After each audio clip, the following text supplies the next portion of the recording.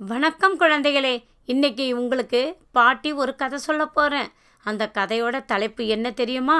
கிராமத்து குருவியும் வேலனும். வாங்க நம்ம கதைக்குள்ளார போய் பார்க்கலாம். அழகான பூவரசம்பட்டி கிராமத்தில் வேலன் என்ற 7 வயசு சிறுவன் இருந்தான். அவனுக்கு மாட்டுக்குட்டிகளோட விளையாடுவதும் குருவிகளை பார்ப்பதும் என்றால் மிகவும் பிடிக்கும். ஒரு நாள் வேலன் தன் வீட்டு தோட்டத்தில் விளையாடி கொண்டு இருந்தான். அப்பொழுது கி கி என்று ஒரு மெல்லிய சத்தம் கேட்டது. வேலன் கவனித்து பார்த்தபோது சிறையில் காயத்தோடு ஒரு சின்ன குருவி தரையில் விழுந்து கிடந்தது.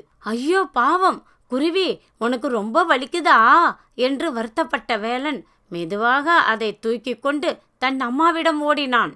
அம்மா சொன்னார்கள், வேலன், இதுவும் ஒரு உயிர்தான், நாம் இதை நல்லா பார்த்துக்கணும். அம்மாவும் வேலனும் சேர்ந்து குருவியின் காயத்திற்கு மஞ்சள் வைத்து மருந்து போட்டார்கள். ஒரு கூடையில் மென்மையான துணியை விரித்து குருவியை பத்திரமாக வைத்தார்கள். வேலன் தினமும் அந்த குருவிக்கு தண்ணீர் வைத்தான், அரிசி போட்டான், அதனிடம் அன்பாக பேசினான். நீ சீக்கிரம் குணமாகி பறக்கணும் குருவியே என்று வேண்டிக் கொண்டான். ஒரு வாரம் கழித்தது. குருவியின் ரெக்கை முழுவதுமாக சரியானது. வேலன் அந்த குருவியை வெளியே கொண்டு வந்து விட்டான். நீ சந்தோஷமாக பறந்து போ என்று அவன் சொல்ல, குருவி மகிழ்ச்சியுடன் கீ கீ கீ என்று கத்திக்கொண்டே வானத்தில் பறந்து சென்றது. சில நாட்கள் கழிந்தது. வேலன் தன் அப்பாவுடன் வயலுக்கு சென்றான்.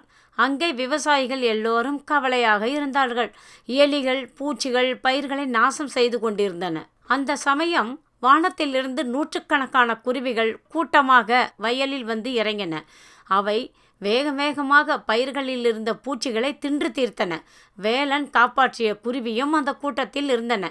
நொடியில் வயல்கள் காப்பாற்றப்பட்டது. அப்பா பெருமையோடு சொன்னார், வேலன், நீ அன்னைக்கு அந்த ஒரு குருவியை காப்பாற்றினாய்.